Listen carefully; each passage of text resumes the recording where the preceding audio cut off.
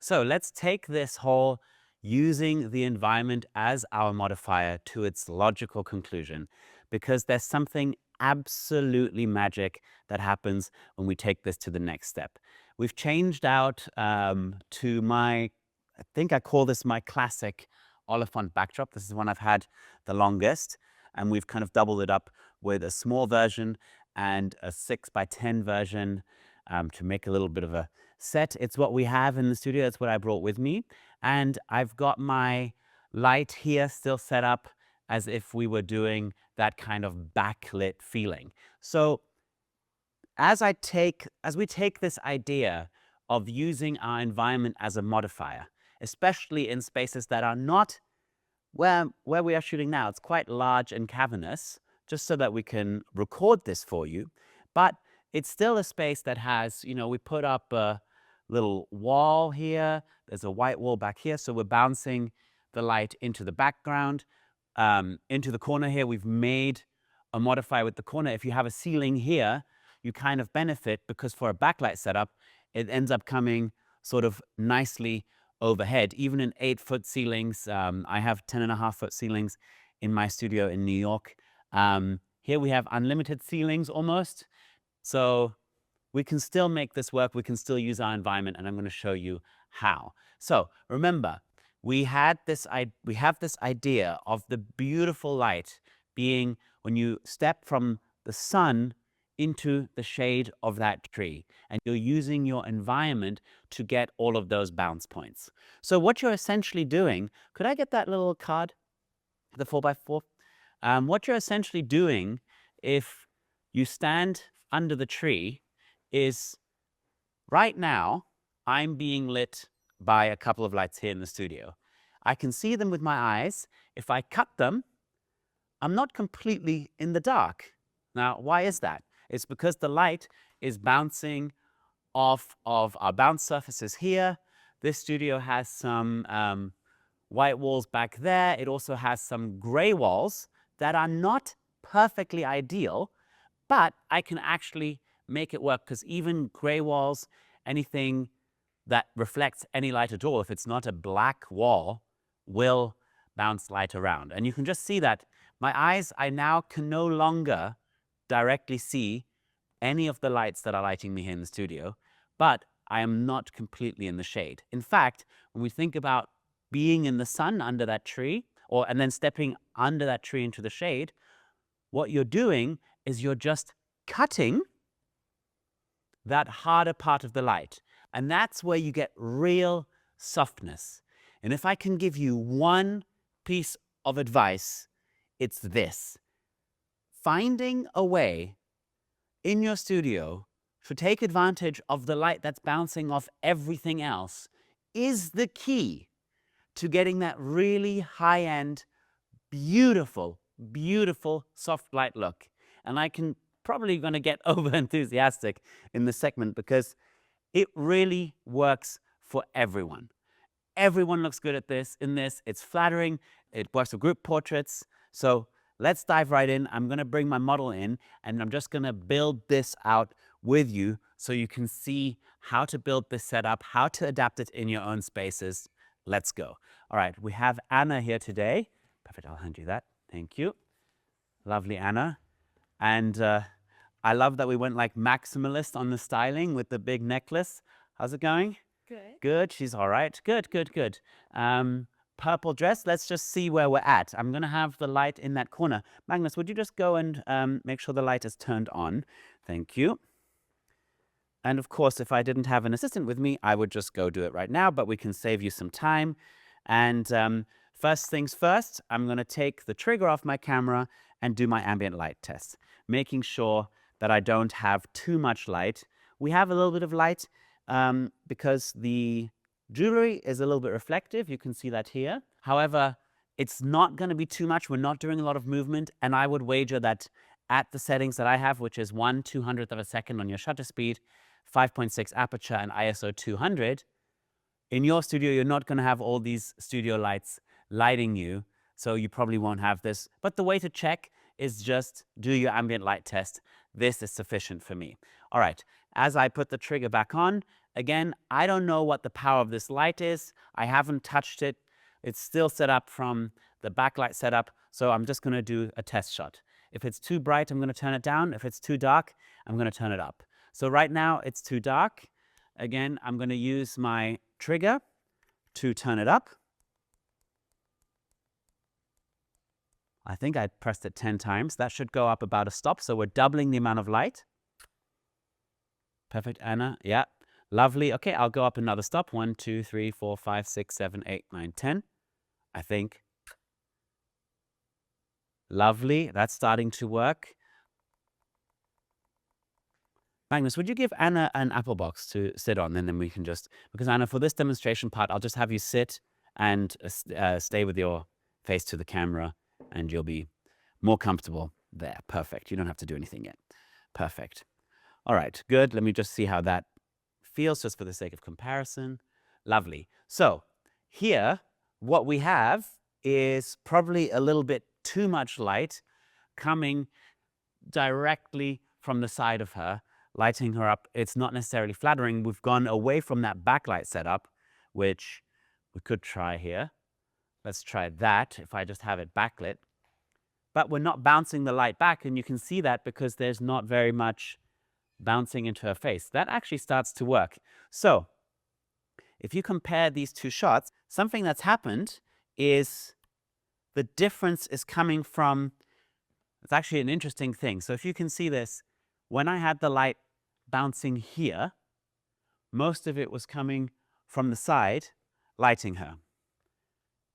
When I turn it, a lot of the light is coming from behind, but if you notice in the picture, there's actually a little bit more fill on her front than in the previous image when I had it more turned into the corner. So I'm going to do my little analysis that I showed you before.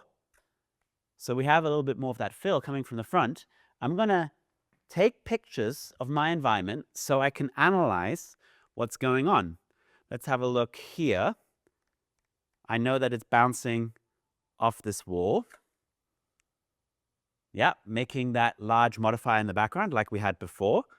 And then I imagine it's also bouncing off. So you can see my tripod there. That's where I'm usually shooting from.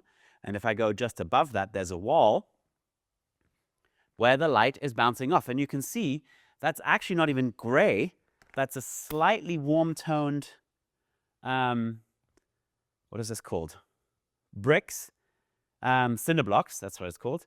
And that, as you can see here, this environment that we have, with all the metal piping, with all the tubes, cables, even a backdrop that's set up behind where I'm shooting, all of that is bouncing light back at the model and just giving her a little bit of fill. So that's a dynamic I actually want to exploit.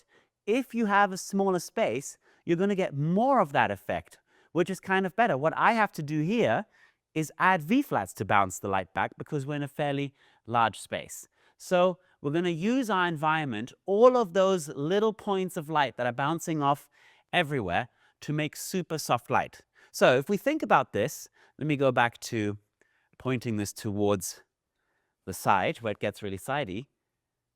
If we think about this, right now, she's in the hard light of the tree. Right? I'll show you again how that looks. And I'll actually do a wide shot so you can see sort of both what's happening behind her and how it looks on her. Perfect. And honestly, it looks like garbage, right? So I kind of think about this would be like being in the light of the tree, directly being lit, apart from right now it's on the side of her, which we don't necessarily want. So what could I do? Well, I showed you earlier, I cut the hard part of the light and put myself into the shade. So let's try that with the model. I'm going to bring in a V-flat, and I'll position it to literally just, thank you, I got it. I'm going to position it to just cut, like the tree would, the hard part of the light. And I'm just lighting her with these bounce surfaces. Now, I think I'm going to have to turn up the exposure. And that's perfect. Lovely. And I already can see it's obviously underexposed. I've got a couple of issues here. I'm going to need to turn up the exposure. I'm going to need to turn up the exposure. And I also have a light leak on the backdrop. So I'm going to make two little adjustments with my V-flat here. I can probably just open it up, stick it here, have it not fall on her. Perfect. And I'm going to try get it as close to the backdrop as I can so that I don't get that light leak out of there. So let's make one change at a time, take a picture and see how that looks, because that's the best way to figure out what's going on. Lovely. So the light leak is less. I can fiddle around with that, but the area immediately behind her looks just fine. So I'm going to turn the power up on the light one more stop.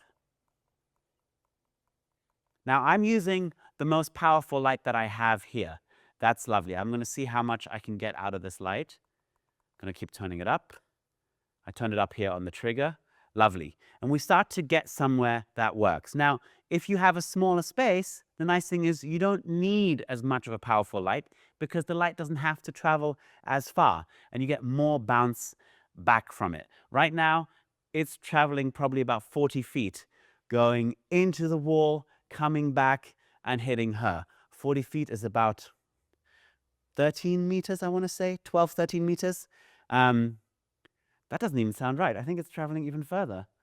Anyway, it's going a long distance. I haven't measured the walls in this studio, but the light has a lot of distance to go. As it travels, it's spreading out all over the place. We lose some of it from the gray, so it would be better if it was above me behind here instead of cinder blocks. If it was a white wall, would be better. But I know light's still going to bounce off of that, and we can see that because I took the picture of where the light is bouncing.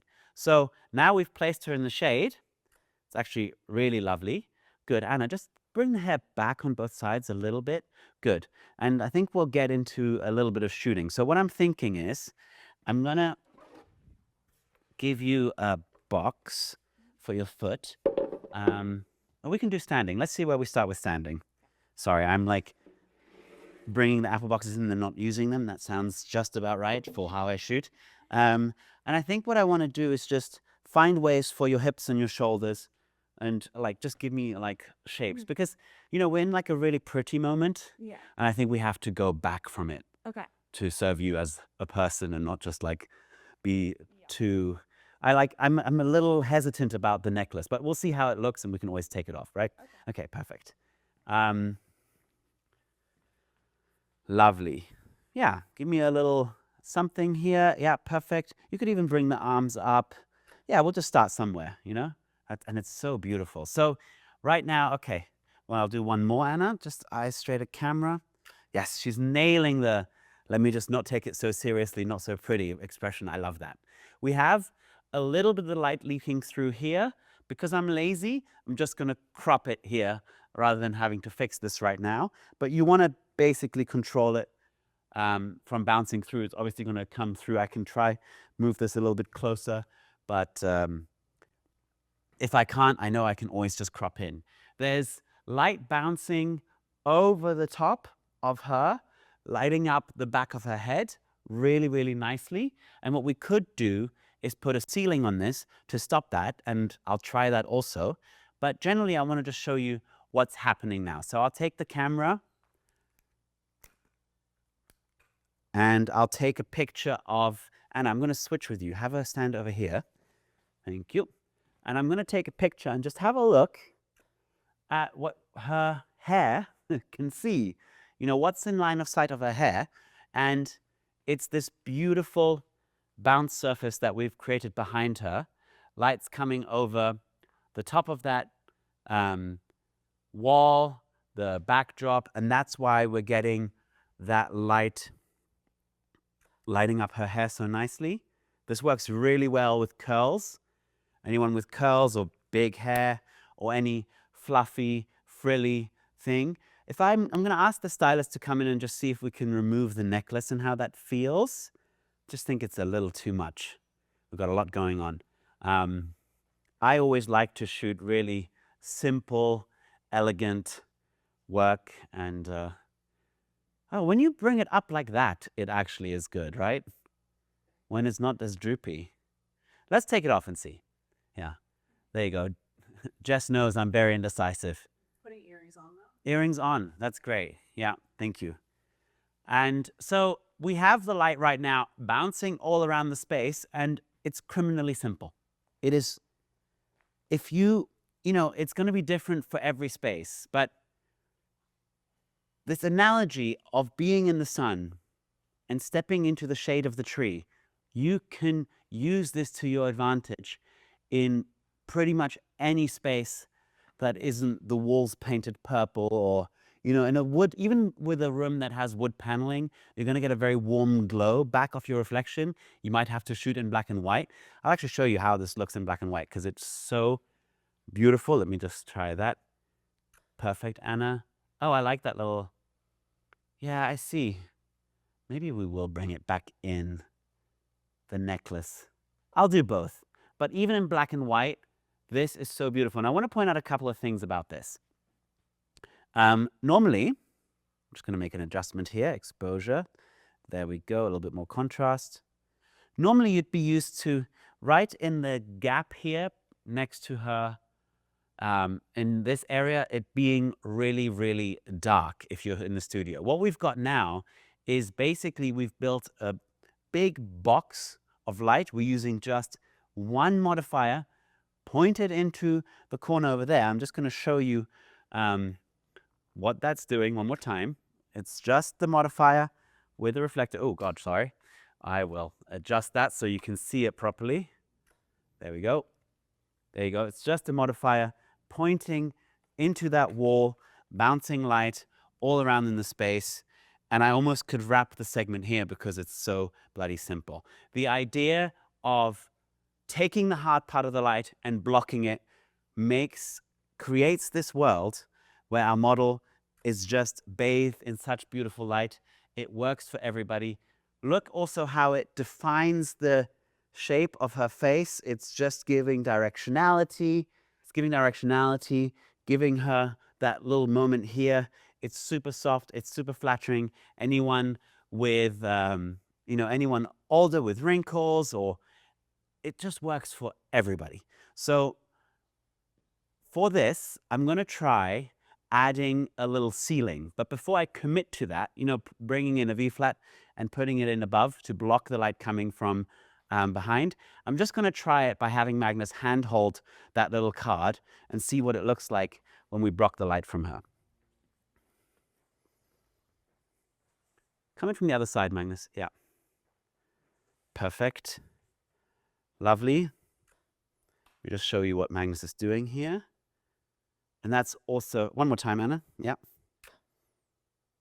Perfect. And I've got a little lens flare, if you can see that, compared to like how punchy this looked.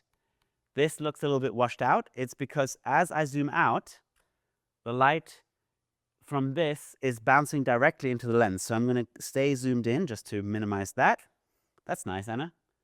Lovely. And it's a little bit underexposed. I'm going to bring it up here in Capture One.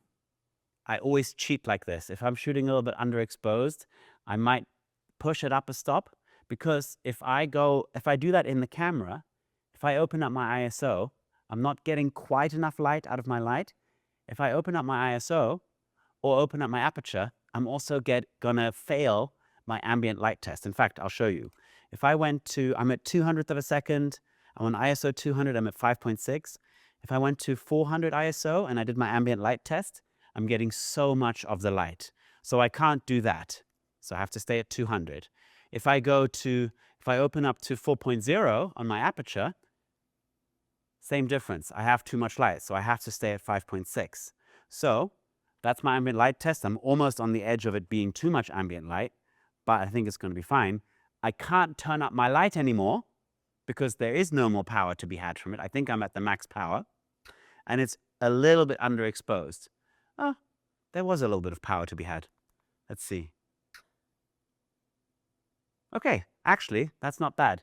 So I can probably reset it to RAW. It's still a little bit underexposed, but in digital photography, you can bring it back up. The reality is, if I'm shooting with this and I can't turn the light up more, Am I now going to just run to the nearest store to buy a more powerful light?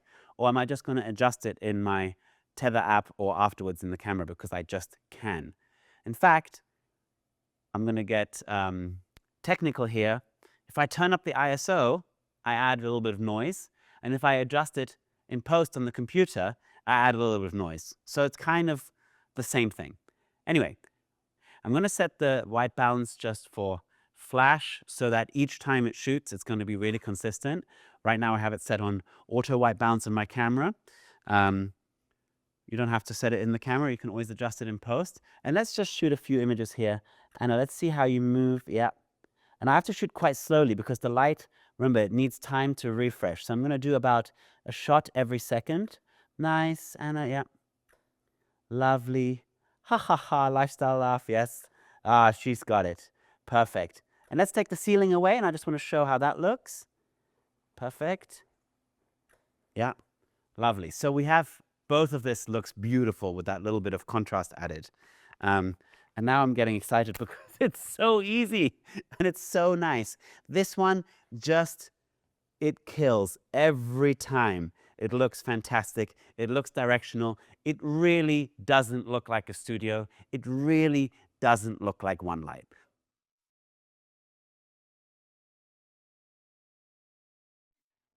I want to just see what we can do if we add a V-flat on the other side. Let's see how that feels to bounce light back at her on this side. And then I'll do some little posing and you can see where we end up. You can go in quite close. And voila, we're back in a small space. It always happens. It always happens. Perfect. Good. All right, let's see how that makes a difference. That should bring us, oh yeah, a lot of light now all of a sudden. Let me reset that. I've also got my flare coming in, so I'm going to bring the camera in.